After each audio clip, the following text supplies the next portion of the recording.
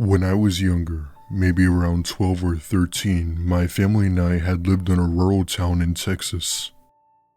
I don't remember the name of it, but it was a very small town with a population of around 900 people. Even though it was small, the people were genuinely nice, and the town was actually known for its hospitality, which really made it a nice place to live. In my neighborhood is a bunch of small two-storied houses, mostly consisting of families and older couples, so it was often quiet. There were, however, two kids who were a bit older than me that caused trouble. They weren't dangerous, but they'd occasionally get in some hot water for doing stupid stuff that people would think of as annoying. Prank calling, ding-dong ditching, egging houses, just immature stupid stuff. Needless to say, I was not a fan of those kids. One day during the summer, I went on a jog with my sister around the school field as we were the athletic type and didn't want to be inactive. Behind my school is an underdeveloped area with a canal, which for those of you who don't know is similar to a river but more artificial and man-made. On the banks of the canal are some trees with a lot of trash and dense underbrush that nobody really went to. As we were jogging past it, I look over in that direction and see those two boys looking at something in front of them. They seemed hysterical, so I assumed that they had done something stupid again. Having dealt with them several times before, I hopped the fence where I really let them have it. They tell me that they didn't do anything and tell me to just look in the brush. I turn around and see what appeared to be an old freezer that looked as if it had been there for, at most, a day or two. After questioning them, their story seemed to check out, and I knew that they weren't strong enough to carry a freezer that big all the way here. I tell them and my sister to step back, and I slowly and carefully opened the freezer and was instantly met with a blast of foul smell. It almost made me puke.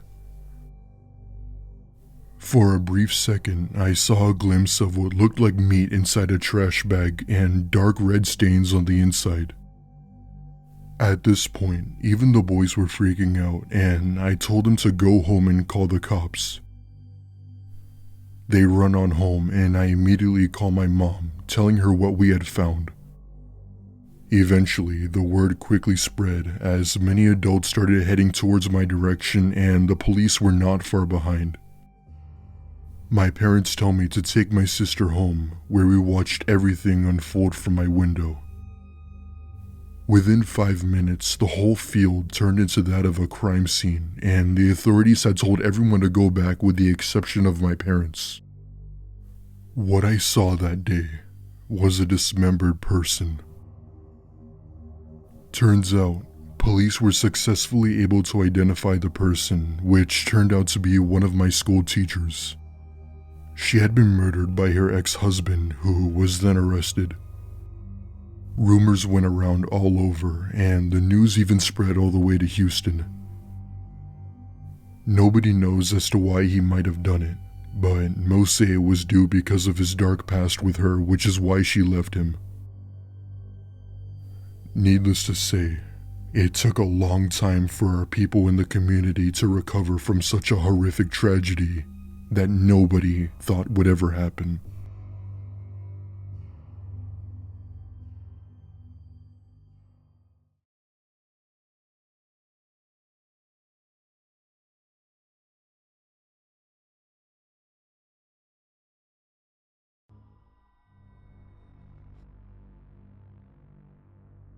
For the sake of the story, I don't recall every word of my conversation in this story. It was 15 years ago, so I will do my best to recreate them, to make the story flow. Based on what I do remember, I was about 19 when I was offered a job by my cousins to work for our uncle's glass business. They install giant glass windows in tall buildings and skyscrapers. Not that it's too relevant to the story. The catch to the job was I had to temporarily move to Destin, Florida from Tampa. My cousin lived up in Russellville, Alabama, and I wanted to go visit the family there and leave with them together to go back down to Destin. This was my first long-distance road trip, and my first trip away from my immediate family. Back then I was driving a puke green Mercury Sable, a car barely capable of getting groceries back home. But in my invincible youth, I didn't care about that. I was just so pumped to be spreading my wings and getting out into the world that the risk didn't concern me. My mom and dad tried to get me to plan and pack better, knowing the trip could have its pitfalls. But it wasn't like the trip was going to take days, and fast food exists, so I wasn't stressing about that. I mean, I'm not stupid. I packed for the trip and staying for a few months in Destin, but they wanted me to bring food, water, emergency supplies, etc. I declined because it was in the 1930s, and of course there are gas stations at every exit, and I had a razor flip phone. My thinking was, what could possibly happen on two busy interstates? It wasn't like I was going to some far off country with no cell service. Anyways, fast forward to the trip. I'm a Florida boy. I had no idea Alabama could get so cold. I had no idea the heat was broken in my car. I'd actually never used it. At first I'm thankful because by the time I reached Alabama, I was tired as heck, and I had made a lot more stops than anticipated. I still had a few hours to go and the cold air was keeping me awake. Finally I pull off the interstate and start heading through these smaller numbered roads. The roads didn't have any conventional names like in Florida. They were just numbered, which I found odd. After driving on those a bit, I started being sent down gravel roads. This was the days of MapQuest, so I didn't have GPS guiding me through the paved roads, or rerouting me around roadblocks. I was starting to get hungry and thought back to my parents telling me to pack food. I should have listened. The sketchiest thing with MapQuest was that you just printed out the directions. You didn't have a map to fall back on. So going out of your way to find fast food at an exit came with the potential of legitimately getting lost. So I had passed a few signs telling me to turn off for food because I was tired. I didn't want to chance it. Instead, I was looking for something off the side of the road that I could easily pull in and pull back out with no fuss, and more importantly, no risk of getting lost. My prayers were answered a little down the road when I saw a beat-up country grocery store on the right-hand side. It didn't even have a name, it just said grocery. Across the front of the white building, I pulled in because the light shining across the grocery sign was on, but I found it odd that most lights were inside or off. This gave me the creeps a little, but it didn't stop me from going up to the door. I was starving and maybe this was a 24-hour place.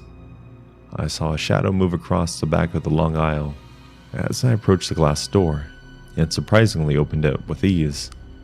At this point, I half expected them to be closed, due to the lack of lighting inside. I hoped an owner would take pity on a tired traveler and let me grab some snacks. I called out, "Hello?" No one answered. I said something along the lines of, "I saw you when I pulled up. I was hoping you're still open." Again, no answer. Now, this was really naive of me, but I assumed maybe the owner was older and couldn't hear me. There was a constant buzzing sound coming from the back, or maybe he was deaf. So I went further back into the store. It honestly didn't smell great inside, and I hoped they had at least some chips or something. At least those are sealed. Suddenly a man emerged from the back. "I'm sorry, we're just about to close. How can I help you?" he asked with a smile. He nearly made me jump out of my skin at first, but he seemed friendly enough. Not the old man I was picturing, but actually a younger guy, maybe in his 30s. "Yeah, I came up from Florida. It's been a long drive. I was hoping you guys have something to eat for the trip." "We have plenty. What are you looking for exactly?" he said, without taking his eyes off me. The guy had a weird, unblinking stare that put me on edge. But what made me most uncomfortable was his smile. His smile was big, but his eyes never moved. As in, the only way you could tell he was conveying any emotion was by looking at his mouth. The rest of his face stayed the same. Most people you can tell they're smiling even if their mouth was covered, because you smile with your whole face. Not this guy. Just some chips, maybe a Coke. Do you have Doritos? Of course, he said, walking past me. He locked the door behind me, turning and smiling. Don't want anyone else walking in, he chuckled. Him locking the door was creepy, but I shrugged it off, because the reasoning was sound, even though it felt off. Follow me, he said, as he walked towards the back of the store. I was young, and I should have been smart enough to know that the store owners don't usually give their customers a tour of the store, but I lived a pretty sheltered life. I could feel that something was off, but I didn't want to offend by asking questions like, "What's that smell?" We get to the back of the store, to where those plastic flaps hang that separate the customer aisle and the back end, when the man sticks his hand through, parting the plastic and says, "Right this way." Now, alarm bells are starting to go off in my head, especially as he starts looking around and past me, like someone who is selling drugs or watching out for the police. "Back there?" I asked, and started to back up a little. That's when I noticed Chips beside me in the aisle. The guy noticed me seeing the chips and says, "Yeah, back here. We got our good stuff in the back. You can come take your pick." By this time, I find the source of the buzzing. Flies are flying over the meat section, and a dim light reflecting off the packaging lets me know that it's been sitting there for a while. "I'll just take this, if that's alright," I say nervously, as I grab a bag off the shelf next to me and start backing up towards the door. "Trust me, those are no good. I have way better stuff back here." He smiles, gesturing for me to head back. I fake patting my pockets and say, Man, I forgot my wallet in my car. I'll be right back." As soon as the words left my lips, I was spun around and did a light jog to the front, increasing with speed as I approached the door. I make it to the door and twist the lock a couple of times until I hear the click. I push the door open and turn back and look where the man is, but he's gone. I jumped into my car and sped out of the parking lot, and didn't even stop again until I reached my cousin's house.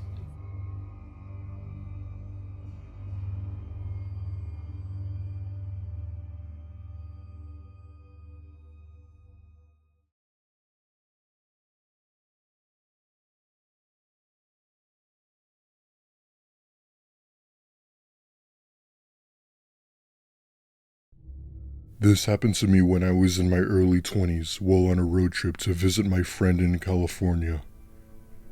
It is absolutely true, and is by far the scariest thing that's ever happened to me. If I remember correctly, I was driving in Nevada on a secluded road that stretched across the state when, out of nowhere, my car starts making a weird noise. I thankfully saw some buildings in the distance, so I immediately assumed that it was some sort of town.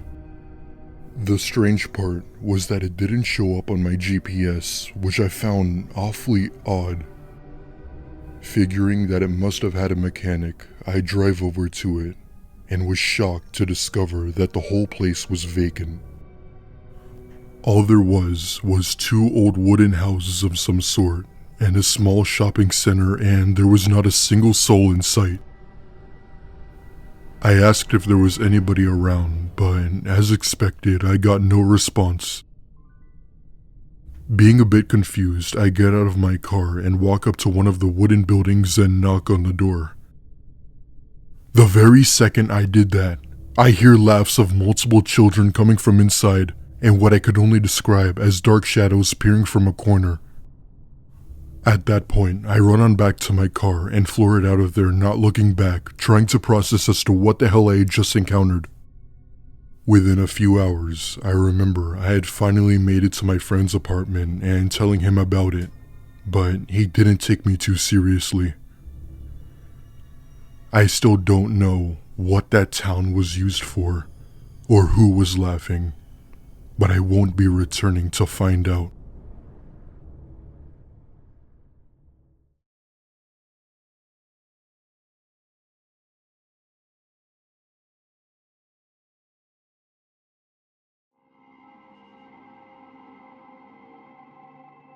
As a disclaimer, although I've been in the States for a while, English is not my first language, so I do apologize for any transgressions against the English language. This is also a throwaway count. Alright, so this occurred roughly about 2 years ago, around August 2014. My husband, whose nickname is Skeeter, and I had just moved down to a small town in Nevada, from the bustling city of Los Angeles, California. For safety and practicality purposes, I will not disclose the exact location of our residence, but I will say this area's population is definitely below 900 people. We'd moved just shortly after the birth of our son, having decided that the small town life was for us, as a young couple and young parents. Jobs are easier to come by, the pace is slower, expenses are reduced, and it would be the perfect place to raise our family. Surprisingly, the only concern I had about the place was the fact that everything was so spaced out. What with the nearest house being a little over a mile away. In case of an emergency, my neighbors could be a little to no assistance. Skeeter, however, had no qualms about this, as he was a rather private person, and the idea of slight seclusion didn't particularly bother him. We moved in on a hot summer day.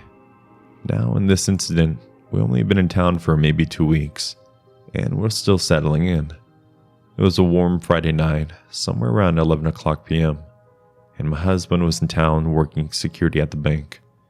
Our son Julius was only 3 weeks old, and very colicky, and this night he was just inconsolable. No matter what I did, he wailed his little lungs out. I was stumped for what to do, so I decided to go for a walk with him, as car rides always seemed to soothe him. I would have driven the baby around in the car, but Skeeter drove himself to work that night.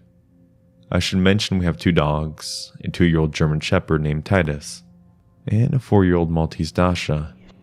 I figured they would need a walk before I managed to calm Julius down, and we all would turn in for the night. One thing about Dasha and Titus, that they're overprotective of me and the baby, and will raise alarm to the smallest threats. It made me feel safe walking alone outside in the pitch dark with a newborn, miles away from any other human beings, and the security of my husband. So I threw on their leashes and strapped the brawling Julius to my chest, heading out the back door and making sure my keys and phone were in my pocket. There's a winding unpaved trail that starts a few feet to the left of our back porch that leads into thatch and tall trees. It's about a 10-minute walk down, but I wasn't afraid due to the fact that I'd grown up taking hikes in the Topanga Canyon and going on camping trips in Big Bear as a child. The walking seemed to do the trick, as within a few minutes the baby quieted down, and my dogs finally relaxed. They were always tense when Julius was fussing, and I was just about to pass the wild shrubbery and tall grass that you see right before you get to the first, when I felt resistance on the other end of the leash. I glanced back, and Dash and Titus were paused and looking off to the right of the path at full attention. As a mother and a female, this of course made me very paranoid, and I gently tried to coax them to walking. Both took a few steps, but Dasha stopped again. I could see her first standing on end. Titus began to growl, which freaked me out, because he was more docile of the two, and I'd rarely ever heard him growl. This time I hissed my command at them. They hesitantly moved forward. At this point I was beyond petrified, as I had no idea what the heck was out there, causing my dogs to go crazy. Even if I did, what the heck could I do with a baby? 2 dogs and no protection. I decided to turn around and go back home. Forget the whole situation, right? Wrong. We'd been heading southwest back in the opposite direction that we had come from for about 2 minutes, when a figure stepped onto the walking path. Literally, there were no words to describe the icy potential fear running through my veins at the small figure just a few feet in front of me. I'm about 5'2", give or take, and this person, or whatever it was, is several inches shorter than me, maybe about the height of an average 10-year-old. The creepiest part is that this thing had a pig mask, with the mouth crudely carved in and a crooked smile, and smears of dark liquid all over the face. I don't think it was blood, but I digress. We're just standing there staring at each other for what must have been about 30 seconds, when all of a sudden Dash and Titus launched themselves at the pig man, snarling and snapping at him aggressively. It was almost rabid, and it should have scared the normal person, but it didn't scare him. Pigman, what I'll be calling him from now on, looks down at my dogs in an almost curious fashion. I'm thanking God that the leashes are keeping them from seriously wounding this individual. I'm also trying to think of how to get myself out of this situation without freaking out. To my surprise and happiness, the baby hadn't gotten scared and started crying from all the ruckus, and was just sort of cooing softly. The pigman finally seemed to notice that the baby on my chest, and I guess it had some type of morals. It made a weird sort of wailing sound and darted back the way it came from, and I could hear it disturbing the grass as it walked further into the wild greenery. I didn't wait to see nothing else from or about it, and noped the freak out of there, running all the way home. It's true what they say about adrenaline. It makes you do some amazing things. Here I am still recovering from childbirth, with the baby strapped to my chest and 2 dogs, and I'm full on sprinting in an almost pitch darkness. I'm surprised I didn't trip or hurt myself. The usual 10-minute walk only took about 3. When I got home, I double-locked the doors, closed all the windows and curtains, and waited for my husband to get home. Titus and Dasha are troopers, my little saviors, and I thank God for them for protecting my family. I would have never known that the thing was there until it was too late. Had it not been for them, I don't know how things would have turned out if I hadn't brought them along. They got extra love and treats for months after that, and to this day I never go outside alone at night. I don't know who or what the heck that pig mask figure was, but I'm just glad I got my baby, my dogs, myself away from it.